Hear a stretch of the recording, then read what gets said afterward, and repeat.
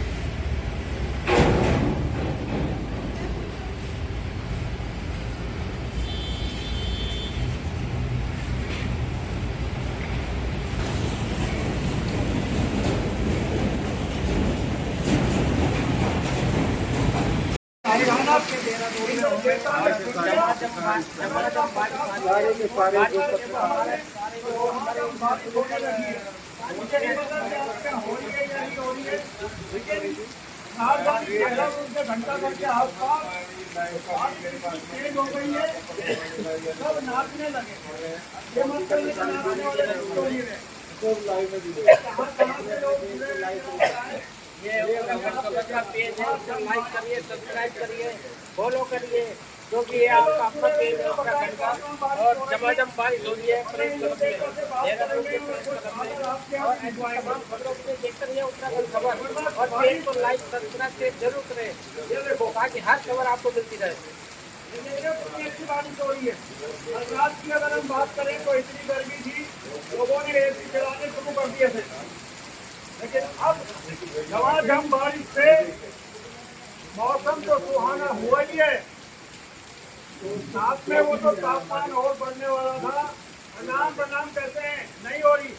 अरे ब्राह्मणों को भोजन कराओगे तो बारिश होगी ना, क्या सवाल दी। आज तक खराब चल रहे हैं, कौवे को भोजन कराओ, ब्राह्मणों को करवाओ। वैशाली से भाई जी, वाह वाह वाह वाह वाह। ये नेटवर्क भाग्य में